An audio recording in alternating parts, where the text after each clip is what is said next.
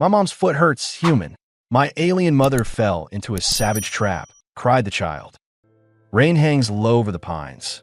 Wet moss drinks the sound of footsteps. Erin tests each patch of ground with her heel, balanced and careful, her daughter Lainey close behind, their breaths small clouds in the cool air. Old metal glints under fern, too smooth for stone, too round for root. Then the black ring snaps up from the moss. Steel thorns punch into Erin's ankle. The tire clamps shut. Her knee buckles. She hits the earth hard and chokes on a hiss. Lainey drops to her knees. Mom! Her hands hover, useless and shaking. She looks around the empty trees. Help! Human, help my mom. Her foot hurts. Erin grips the tire. It doesn't budge. The thorns are turned inward, forged from cut nails, each one filed to a cruel point. Blood wells fast. Mud darkens to purple around her skin. Pain surges up her calf and bites deep into her gut. She swallows it and pulls once more, jaw tight, then stops before the spikes tear more muscle. Branches stir. A man steps from the understory with a canvas jacket and a pack worn pale at the seams. Black hair, cropped short. Calm eyes. He raises both hands, palms open. I heard the call, he says. His voice is low and steady. I'm Darius. I'm going to look. No sudden moves. Look, Erin says, breath clipped. Don't talk. He nods. He crouches beside the trap, weight balanced on the balls of his feet, and studies the geometry. He traces air above the tire, mapping angles before he touches anything. The thorns are staggered. The hinge is a split rim bolted through rubber. The catch lever is a bent spoke locked under tension. Lainey edges in front of her mother, small and fierce. If you hurt her, I'll bite you.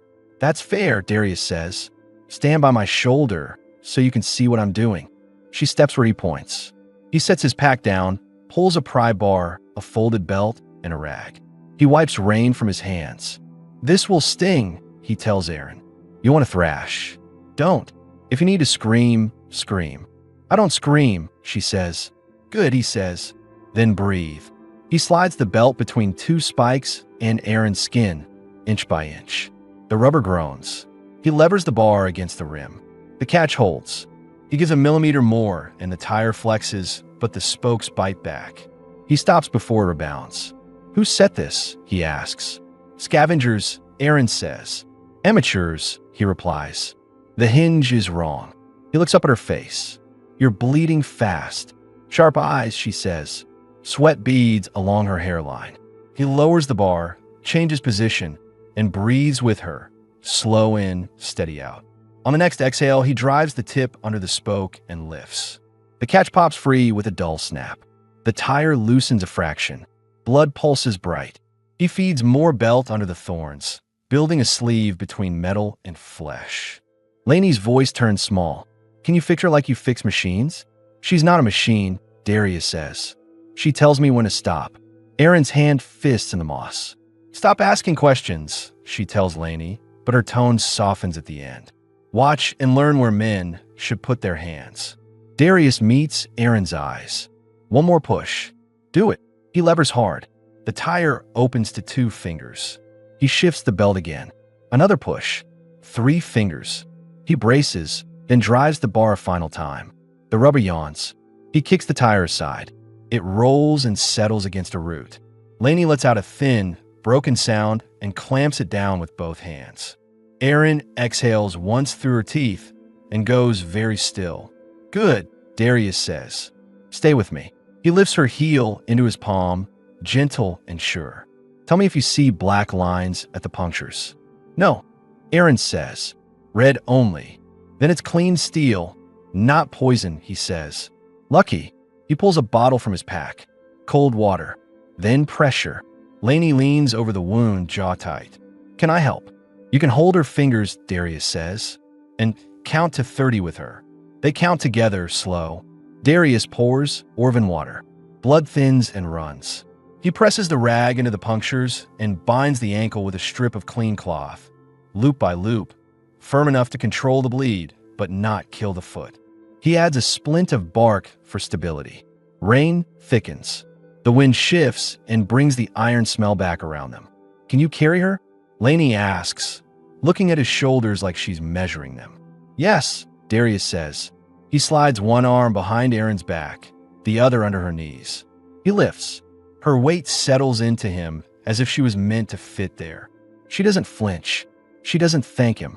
She studies his face for any trace of pride. She finds discipline instead. He turns to Lainey. You lead. If I slip, you tell me where to step. She straightens at the order, wipes her cheeks with her wrist, and moves ahead, picking a clean line through roots and slick rock. The forest draws close. Rain taps leaves. Their breaths find a rhythm. They break into a narrow cut near the settlement pylons. A small hut sits under the trees, roof low, smoke a thin thread in the wet air. Darius shoulders the door. Inside, a bed, a crate table, a tin basin, a stove the size of a box, and neat stacks of folded cloth. He lowers Erin onto the bed, then sets Lainey's hand on the blanket so she stays connected. I need light, he says, already moving. He coaxes flame from damp kindling. He warms water. He washes his hands with rough soap until they shine. Erin watches him work. You move like a soldier, she says. Used to scout, he says. Now I keep lists. Then list us, she says. One woman, one child, one ruined ankle. Noted, he says, and it lands without a smile. He cleans the wounds again. He picks rust flecks with tweezers. He adds a tighter bandage. He checks the color of her toes. Pink returns, slow but steady. Hungry, he asks. Lainey nods fast. Erin opens her mouth to say no. Her stomach betrays her with a hard twist. She closes her mouth. Food, Darius decides. He sets a pot on the stove, drops in shaved varan root and Draxon mushroom, and a pinch of salt. Steam lifts. The room fills with a clean, earthy scent. He pulls off his canvas shirt and drapes it over Erin's shoulders without looking anywhere he shouldn't. The fabric is coarse and warm. It smells like rain and smoke. She pulls it closed and holds it there with a fist. Lainey edges closer to the stove, eyes on the pot. Is this your house? She asks. It's a roof, he says. A bed. A door that shuts. Do doors shut on us? Erin asks. Or for us? For, he says, and means it. He sets 3 bowls on the crate table. Lainey takes hers with both hands and blows at the steam like she's learned to do it exactly right. Erin lifts the spoon, tastes, and goes still for a beat. The soup is simple. It's hot. It tastes like a place where no one is judged for eating. Rain drums harder. The hut grows small and warm. Darius kneels to recheck the bandage. If you feel numbness, tell me, he says. If the skin darkens, tell me. If you want to hit me, tell me first. Lainey leans against his shoulder. You talk like a teacher. Only when it matters, he says. Erin watches his hands. Clean, steady hands. No rings. No tremor. She lifts her chin. Darius, she says, testing the name. You don't touch what you want. You touch what needs help. He meets her eyes. Both can be true, he says. But today I touch what needs help. A faint metallic creak answers from outside, off to the right of the hut. Darius's head turns. His shoulders set. He stands, takes the pry bar, and opens the door a hand's width.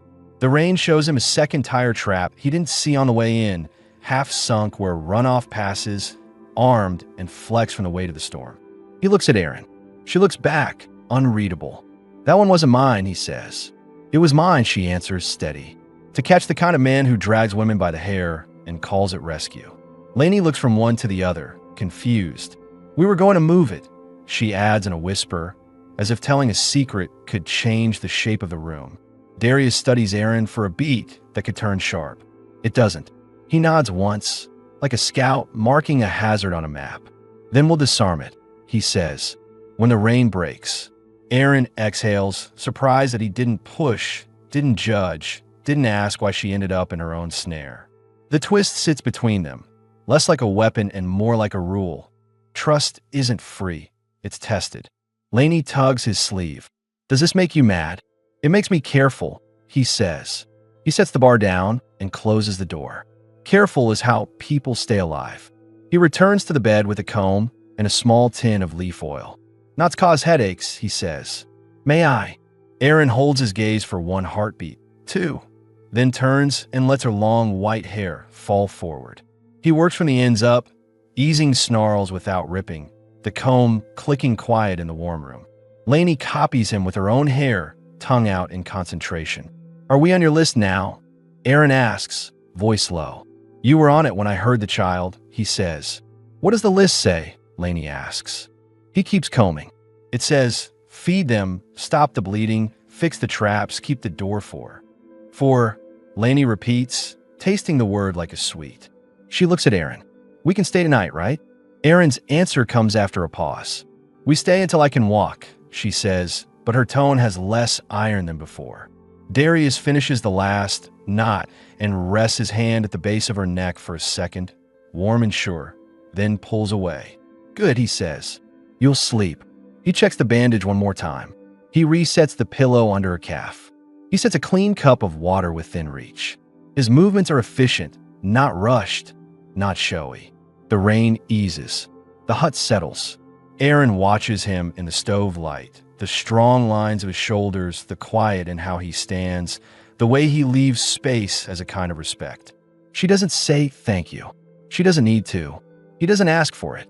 Lainey crawls onto the edge of the bed and presses her cheek to Aaron's arm. "If he leaves, I'll bite him," she whispers.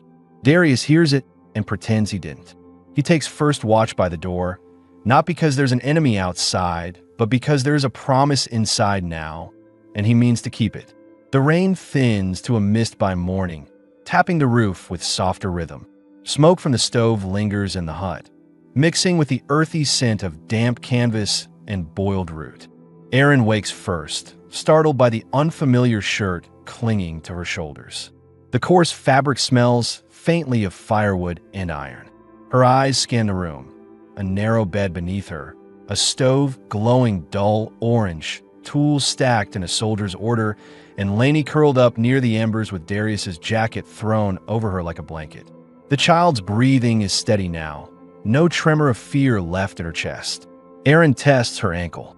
Pain spears through at the smallest movement. She hisses but doesn't call out.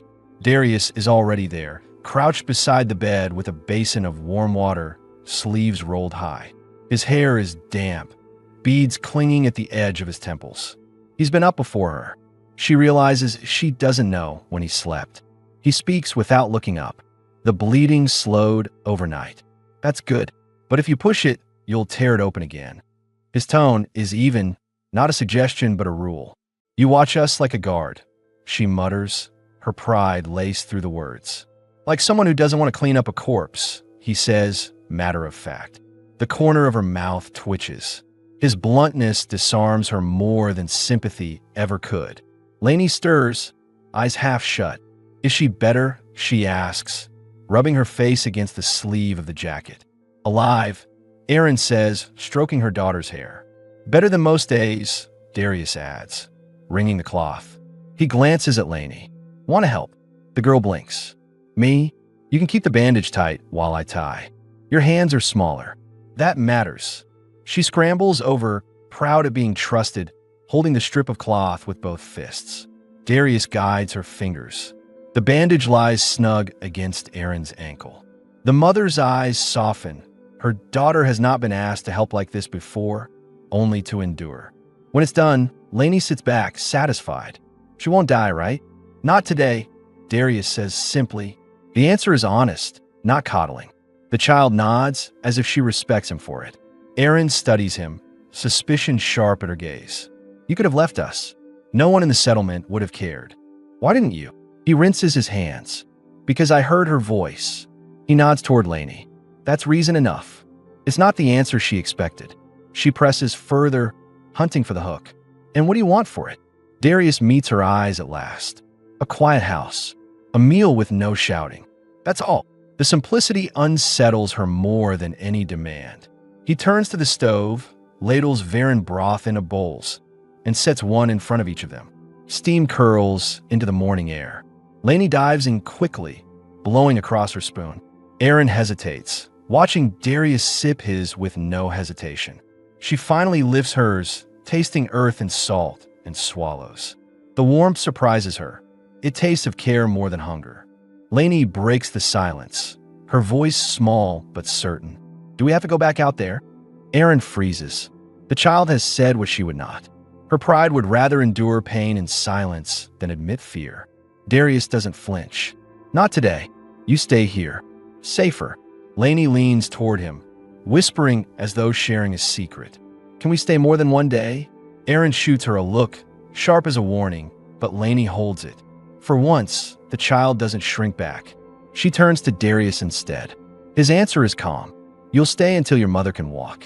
After that, he looks at Aaron, not the child. We decide together. The words land heavy. Aaron hears the offer buried in them. Choice, not charity. It is unfamiliar, and it rattles her more than the trap ever did. She pulls his shirt tighter around herself, not for modesty, but to hide the strange heat rising in her chest. She does not say thank you.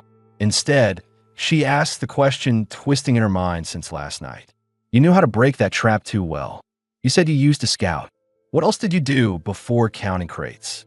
Darius sets his bowl down. For a moment, he says nothing, the fire popping in the silence. Then, enough to know I'm done with it. His voice leaves no space for more.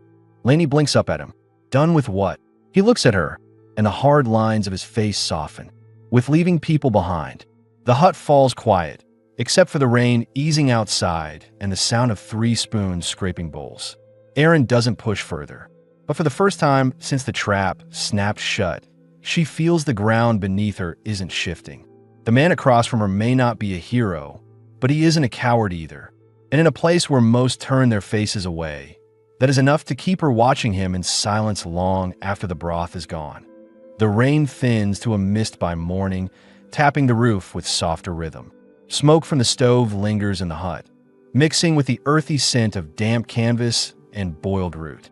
Aaron wakes first, startled by the unfamiliar shirt clinging to her shoulders. The coarse fabric smells faintly of firewood and iron. Her eyes scan the room.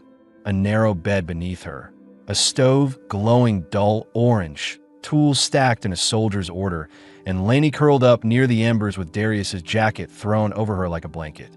The child's breathing is steady now, no tremor of fear left in her chest. Aaron tests her ankle. Pain spears through at the smallest movement. She hisses but doesn't call out. Darius is already there, crouched beside the bed with a basin of warm water, sleeves rolled high. His hair is damp, beads clinging at the edge of his temples. He's been up before her. She realizes she doesn't know when he slept. He speaks without looking up. The bleeding slowed overnight. That's good, but if you push it, you'll tear it open again. His tone is even, not a suggestion, but a rule. You watch us like a guard, she mutters, her pride laced through the words. Like someone who doesn't want to clean up a corpse, he says, matter of fact. The corner of her mouth twitches. His bluntness disarms her more than sympathy ever could. Lainey stirs, eyes half shut.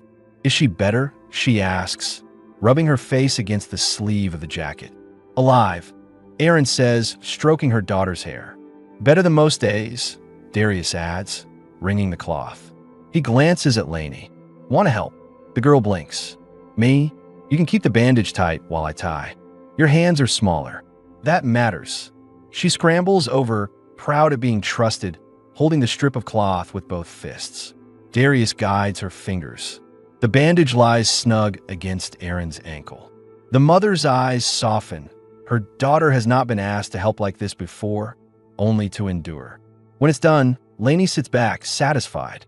She won't die, right? Not today, Darius says simply. The answer is honest, not coddling. The child nods, as if she respects him for it. Aaron studies him, suspicion sharp at her gaze. You could have left us. No one in the settlement would have cared. Why didn't you? He rinses his hands. Because I heard her voice. He nods toward Lainey. That's reason enough. It's not the answer she expected. She presses further, hunting for the hook. And what do you want for it? Darius meets her eyes at last. A quiet house. A meal with no shouting. That's all. The simplicity unsettles her more than any demand. He turns to the stove, ladles Varan broth into bowls, and sets one in front of each of them. Steam curls into the morning air. Lainey dives in quickly, blowing across her spoon. Aaron hesitates, watching Darius sip his with no hesitation.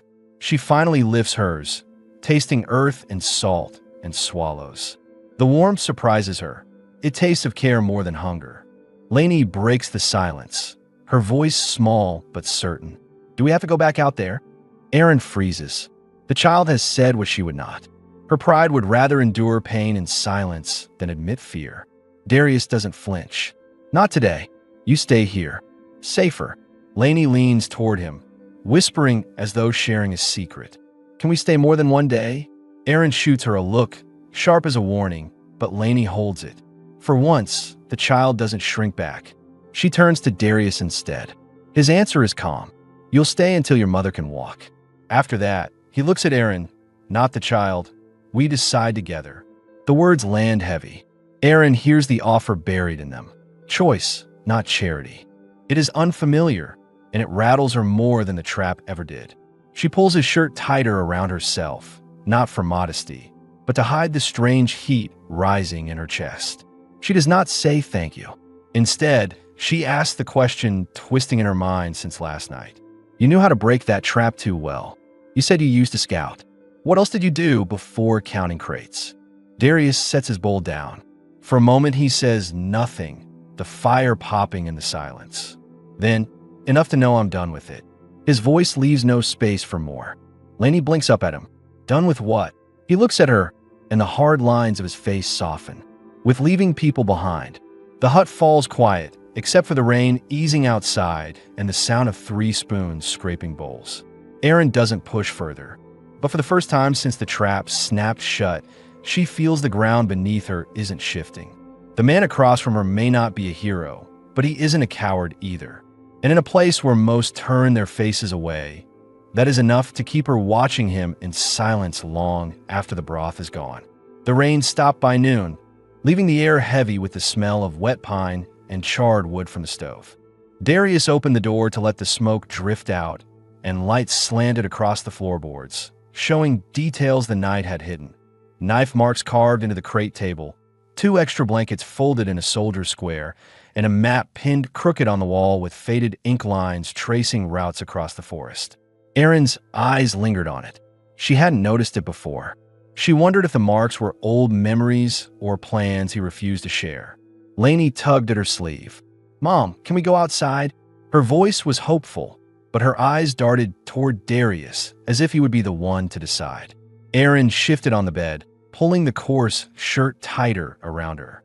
The bandaged ankle throbbed, still too swollen to bear weight. She hated the helplessness. Not yet, she said, her tone sharp without meaning it. The girl frowned, disappointed, then looked back at Darius for reassurance. He crouched by the door, studying the mud drying on his boots. She can step out with me for a bit, he said evenly. I'll keep her close. Fresh air's better than sulking in corners. Aaron wanted to refuse, but Lainey's face lit up before she could speak. The child scrambled into her worn tunic, the hem frayed from too many washes, and waited by the door like a soldier awaiting orders. Darius glanced back at Aaron, reading her silence. The traps are marked now. Nothing near the clearing. She's safe. Aaron gave a tight nod, hiding both her fear and her relief. Don't let her run. I don't run, Lainey said proudly, chin lifted. I watch. The door shut behind them, leaving Aaron alone with the quiet. She studied the hut with new eyes, noticing how stripped down it really was. No ornaments, no keepsakes, no second pair of boots by the wall. A man living as if no one else would ever come through the door. She wondered how long he had lived like this and why. When they returned, Lainey carried a small bundle of damp twigs and a sprig of moss clutched in both hands. For the fire, she said, showing it like treasure. Darius set his hand on her shoulder. She's sharp, he told Aaron. Doesn't miss a step. Lainey dropped the twigs into the wood box and whispered. He showed me the stake where the other trap was buried. He said bad things live in the ground unless we mark them. She looked proud, as if she'd been given a secret lesson. Aaron studied Darius sharply. Why leave a trap outside your door at all? You don't look like a fool who trips on his own snares. He set his pack on the table and pulled out a folded rag, wiping the rain from his arms. That one wasn't mine, he said, repeating the words from last night with the same calm tone. But this time he added, "It's been there longer than I've lived here. People abandoned this stretch after the collapse. I keep finding rusted teeth in the ground. Then why stay?" Erin pressed, her amber eyes narrowing. Any man with sense would move to safer ground. He met her stare without flinching. "Because people don't look for me here. Quiet is worth more than comfort." His answer left no room for debate. Lainey climbed onto the bed beside her mother, whispering loud enough for both of them to hear. "He doesn't scare me, Mom." The others always looked away, but he looked straight, like he means it. Erin brushed the girl's hair back, fighting the strange pull in her chest. "You trust too easily," she murmured. Lainey smiled faintly. "You don't trust at all." The silence that followed was broken only by the bubbling pot on the stove. Darius poured water into the basin again, setting it by the bed. "Time to clean the wound," he said. His tone was steady, but his eyes carried a question she hadn't answered yet. Would she let him touch her again without flinching? She hesitated, then extended her leg. The bandage darkened with blood seep. He worked with precision, hands steady, using the rag to clear away clotted red. The sting of the water bit through her nerves, and she gasped despite herself. Lainey gripped her hand quickly, counting under her breath as Darius had taught her. "You were a scout," Erin said through clenched teeth. "But you treat wounds like a medic. Scouts don't live long if they can't patch themselves," he said. He glanced at her, lips tight. "And sometimes others." She studied his face as he wrapped a clean bandage, trying to read the story he wouldn't tell. His movements were too practiced to be only self-care, but she let the question hang. When he finished, he rested her ankle back on the pillow. "It'll hold. Another day, maybe two, and you'll try standing." "And if I fall?" she asked. "Then I catch you," he answered plainly. The words landed heavier than he intended, filling the room with a silence thick with meaning. Erin looked away first, gripping the edge of his shirt still draped around her shoulders. That night, after Lainey fell asleep by the stove, Darius sat at the crate table with a knife, shaving small curls from a reed stalk. Erin watched him from the bed. "What are you doing?" she asked. "Whistle," he said. "For her." He nodded toward the child. Better she learn to call out in sound than waste her throat in the trees. He set the unfinished whistle on the table. For the first time since they had met, he smiled, brief, small, but real. Erin caught herself staring too long, surprised by how different his face looked when it softened. She turned away quickly, but the image stayed, unsettling and warm in equal measure. And as the fire burned low, the unanswered questions pressed harder. Why had this man chosen to live like a ghost? And why had he broken that silence for them? The night settled heavy, the fire snapping low. Erin lay propped against folded blankets, the coarse shirt still hanging loose on her frame, her ankle raised on a pillow. She listened to the scrape of Darius's knife as he shaped the reed into a whistle. Each curl of wood hit the table with a faint tick. Lainey slept nearby, curled under Darius's jacket, her fingers still wrapped around the bundle of moss she had collected outside. The child's soft breathing filled the silence, a reminder that the world could still be calm. Erin's eyes lingered on the whistle. "You carve toys?" Her voice was low, cautious, as if testing what kind of man he really was. "Not toys," he said without looking up. "Tools. She needs a way to call for help." He sanded the edge with the back of the blade. Shouting won't carry far when the woods swallow sound. Erin tilted her head. And who would answer her whistle? "No one ever answered me." Darius glanced at her then, sharp, steady. "I would." The answer cut through her more than the trap's teeth had. She looked away, pretending to adjust the blanket. "Words are easy." "Not for me," he said simply, setting the whistle down. The firelight drew his face in hard lines, disciplined, weathered but not cruel. Erin realized he hadn't once asked about her past. No probing questions, no demand for her story. That silence gnawed at her pride. "You never ask who we are," she said. "Why?" "Because you'll tell me when you decide I've earned it," he answered. He leaned back against the wall, arms folded as if that was the end of it. Lainey stirred and mumbled, half asleep. "Mom, don't leave." Erin brushed her daughter's hair, throat tight. She whispered back, "I won't." Her eyes flicked toward Darius. He was watching, not intruding, his jaw set as though he understood the weight of the moment without words. Later, when the fire dropped to embers, Darius pulled a folded map from the wall. He spread it across the table, the ink faded but still legible. Paths, rivers, outposts marked in precise lines. Aaron shifted upright, suspicious. Those are old colonial charts. He nodded. Scouts salvaged them when the collapse came. I kept what others left to rot. His finger tapped a route etched in red. This hut sits here, off the main grid. That's why no one bothers me. Aaron narrowed her eyes. But you knew where that trap was buried before you even touched it. That means you've walked these woods more than once. Alone. Yes, he admitted. I'm map dangers. I leave them marked. Better than pretending they don't exist. She let the words hang, then asked the question that had been circling her thoughts since the first night. Are you hiding from something? Darius's gaze didn't waver. Not hiding, just done being used. The settlement takes men like me until nothing's left. I gave him years. They gave me silence when I stopped. Aaron studied him, trying to catch a crack in his composure. She found none, only calm resolve, the kind that frightened her more than anger ever could. He folded the map neatly, set it aside, and stood. Time to check the bandage again. She hesitated. Pride bristled. You've done enough. Not yet, he said, steady. He knelt by her bed, hands warm from the fire, and unwrapped the cloth with practiced care. The wound looked cleaner than before, raw but no longer seeping. He poured water slowly, eyes fixed on her ankle, never straying. Aaron clenched her jaw. You treat me like a burden. No, he said, like someone who deserves to heal. Her breath caught. No one had ever put it in those words. Not even she. She looked at him differently then. Less as a stranger, more as a man who had chosen to stay when it would have been easier to walk away. When he finished, he tied the bandage firm, his thumb brushing her skin only once before pulling back. You'll try standing tomorrow. I'll be there. And if I fall, she asked again, voice low, almost a challenge. Then I catch you, he repeated, calm as stone. The embers glowed faint orange, throwing shadows across the hut. Aaron leaned back, the shirt slipping at her shoulder. She pulled it tighter, not to guard herself, but to hold the warmth.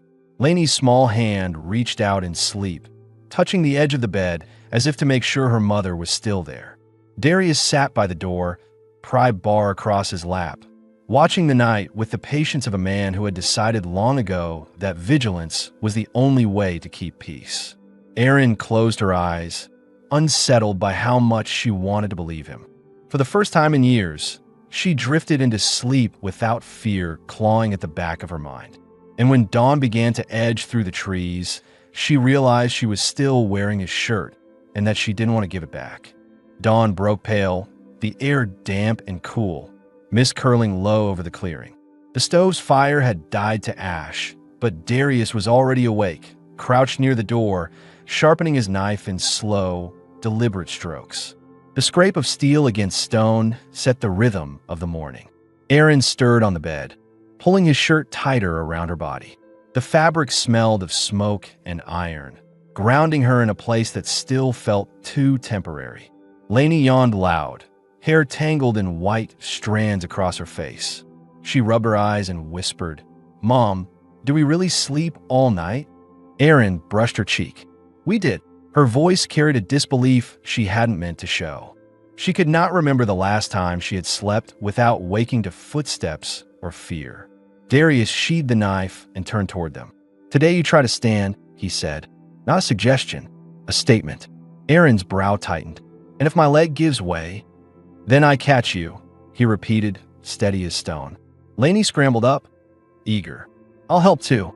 The test came after a simple breakfast, Varan broth thickened with larn berries, the steam rising sharp and earthy. Darius cleared the space near the crate table and set a pylon rod on the ground, wrapped with cloth to form a crude crutch. He placed it in Aaron's hand and stood by her side. "Slow. He'll never touch us," he said. Aaron inhaled sharply, pressed her weight on her good leg, and pushed upright. Pain surged. Her grip tightened around the crutch, but she stayed standing. Lainey clapped her hands, her voice bright. You look taller than him now." Erin almost laughed, but the effort kept her jaw tight. She moved one step, the crutch planting hard against the floor. The second step faltered. Darius's arm caught her waist before she fell. His touch was firm, not lingering, but the warmth stayed longer than the moment. Her pride flared. "Don't hold me like I'm fragile. I'm holding you like I promised," he said. Lainey beamed. "He kept his word, Mom." The words silenced Erin. No one had ever put it so plain. They rested by the crate table. Darius poured Furlan seed coffee for himself, the bitter steam filling the hut. He sipped, watching Erin test her weight again with small shifts of balance. Lainey leaned against his arm, tugging at the unfinished whistle he had carved. "Is it mine yet?" she asked. "Not until it sings," he said. He worked the reed with his knife, shaving a thin sliver, then blew softly. A sharp, clear note cut the air. Lainey's eyes lit up, and she clutched it with both hands like treasure. Erin studied him across the table. "You don't act like the others. Men who help usually want something in return." Darius met her gaze without flinching. "Maybe I want something you haven't considered." Her chest tightened. "And what's that?" "A house that isn't silent." The answer struck harder than any demand. For a moment, she forgot her ankle, forgot the crutch, forgot her pride. She looked at him, searching for a catch, and found none. Lainey broke the silence with her small voice, blowing the whistle again, too loud this time. "If I call, you'll always hear me, right?" Darius's answer came without hesitation. "Always." Erin watched her daughter's wide smile, then looked back at the man who had stepped from the trees when no one else would. She wanted to doubt him, wanted to armor herself with suspicion, but the walls inside her had begun to thin. And though she stayed silent, she knew that with every step she managed to take, she was moving closer to more than just standing. She was moving toward believing him. The whistle's shrill note still lingered in the small hut when Darius reached over and gently lowered Lainey's hands. "Only when you need it," he said, his tone not scolding but firm. The girl nodded, her expression suddenly serious, as if she understood that sound carried weight. She tucked the reed carefully under her tunic as if hiding treasure. Erin eased back onto the bed, her chest still heaving from the strain of standing. Sweat glistened along her temples, dampening strands of her white hair. She hated how weak she felt, hated how quickly her legs trembled after only a few steps. She pulled the shirt tighter around herself and muttered, "I'm no use like this." "You're alive," Darius said, setting the crutch aside. "That's use enough." His voice was steady, but his eyes didn't leave her face. He watched the way she pressed her mouth into a thin line, the way her shoulders squared as if bracing for judgment. He didn't give any. Instead, he moved to the stove, stirred the pot of broth, and poured hot water over grounds of Furlan seed, letting the bitter steam fill the air. The scent cut through the dampness and silence. Lainey climbed in her mother's lap and pressed close, small arms around her waist. "You're not useless," she whispered against Erin's chest. "You're my mom." The words were simple, but they landed heavier than any argument. Darius placed a bowl of broth beside the bed. "Eat before it cools," he said. Erin hesitated, then lifted the spoon. The warmth filled her stomach, grounding her. The hours stretched quiet. Darius worked with measured movements, repairing a crack in the basin, patching the worn edge of his jacket, sharpening tools. Erin watched him, realizing how everything he touched was kept functional, never wasted. No ornament, no softness, until she noticed the way he paused to check if Lainey was still drawing lines in the dirt by the door. He had patience for her that he didn't show for himself. Later, when dusk settled, Darius lit the lantern and crouched by Erin's bed. "We changed the bandage again." She exhaled sharply. "You take too much care." "Why?" "Because infection doesn't wait for pride," he answered. His hands moved with calm precision, unwinding the cloth. The wound was closing, still raw, still red, but no longer weeping. He rinsed it with warm water, wiped away the residue, and rewrapped it firm. His thumb lingered near her ankle for half a second too long before he pulled away. Their eyes met. Neither looked aside. The air thickened between them, the quiet hum of the lantern filling the space where words should have been. Erin's chest tightened, not in pain, but in a way she hadn't felt in years. She broke the gaze first, drawing the shirt tighter. Lainey's small voice cut in, drowsy from the long day. "Don't leave tonight," she said from her nest by the stove. Darius shifted his seat closer to the door, the pry bar resting across his lap as it had every night. "I won't," he said. His tone carried no softness. It was exactly the answer the child needed. Erin lay back against the pillows, her eyes on the man who watched the dark with such calm patience. She realized she had never asked why he had chosen this hut, why he stayed alone at the edge of the settlement. She wanted to, but as her eyes grew heavy, she chose silence. For the first time, she didn't feel like silence was emptiness. She felt like silence was protection. And as the lantern burned low, Erin drifted into sleep knowing that if she fell tomorrow, he would catch her. Not because he had promised, but because he already had. The following morning broke sharp and clear, the air crisp with pine and damp soil. Sunlight pushed through the hut's cracks, painting narrow beams across the floor. Darius was already at the stove, stoking flame into life, the smell of varan root broth simmering slow and steady. The scrape of wood against iron woke Erin, and she shifted upright, tugging his shirt tighter around her chest.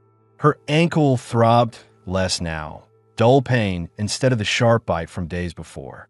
Lainey stirred near the stove, her whistle clutched in both hands, cheeks still marked with sleep.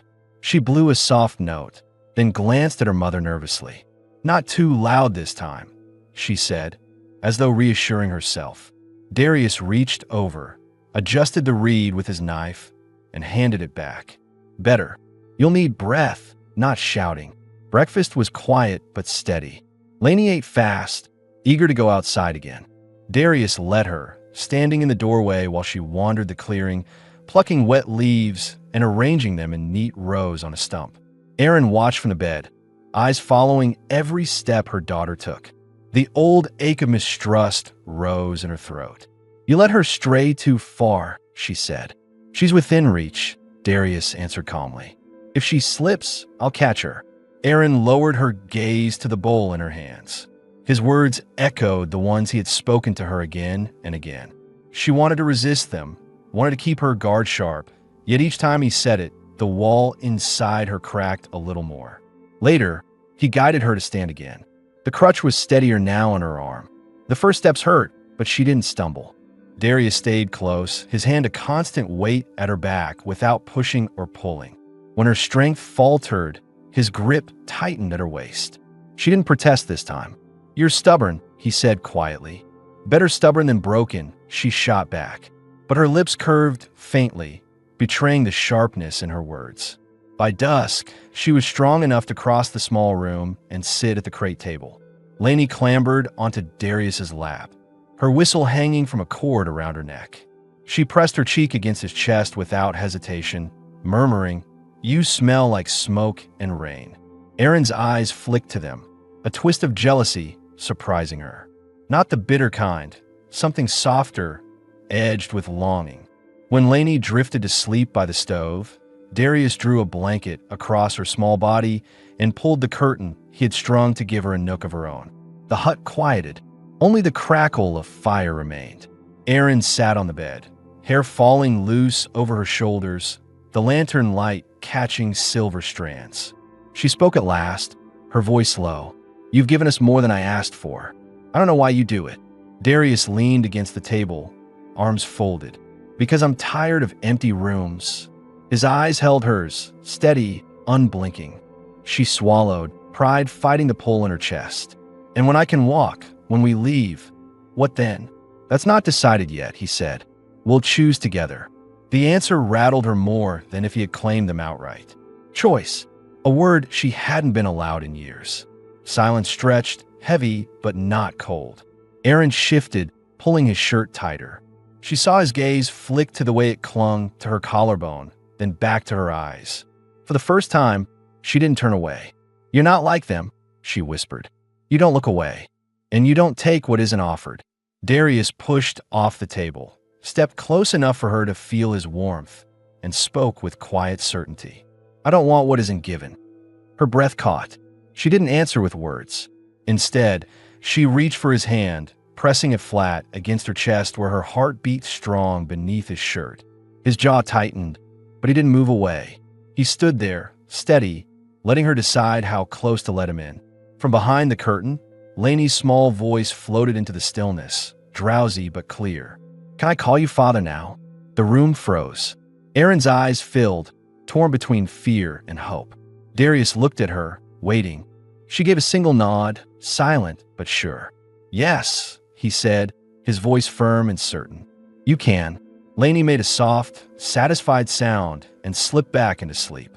Aaron turned back to Darius, her chest tight with something she could no longer deny. She didn't resist when he leaned down and kissed her, slow, deliberate, the kind of kiss that carried both restraint and promise. And in that quiet hut, with the fire low and the night pressing in outside, Aaron realized the trap that had almost ended her had instead bound them all together in ways no steel could sever.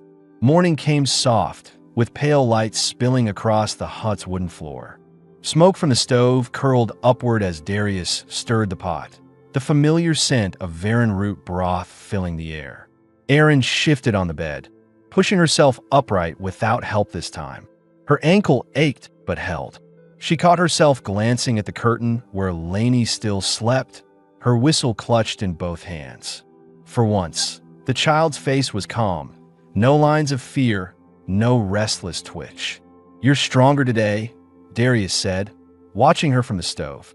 His tone carried no surprise, as if he had expected it all along. Aaron ran her fingers through her hair, the white strands falling smooth now, no longer matted with dirt or pain. "Stronger, but not free of you yet." Her words carried a bite, but her eyes softened as she said them. Darius poured broth into 3 bowls. "Maybe freedom isn't always leaving. Maybe it's deciding who you stay with." He set her bowl down in front of her. She looked at it for a long moment, then lifted the spoon. The warmth spread through her chest, not just from the food but from what it meant, that someone had chosen to keep her alive without asking for payment. Lainey woke soon after, stumbling to the table, hair sticking out in all directions. She climbed into Darius's lap without hesitation. "Is today the day we go outside together?" she asked, rubbing her eyes. Aaron stiffened. The thought of walking beyond the hut still pricked at her pride and fear. But Darius only nodded once. "Yes, today." He helped Aaron to her feet. She leaned on the crutch, but walked steadier now, her weight balanced. Step by step, they moved outside. The air was cool, pine-scented, the ground still damp from yesterday's rain. Lainey darted ahead, then circled back, always within reach. At the tree line, Darius stopped, carrying the old tire trap under one arm.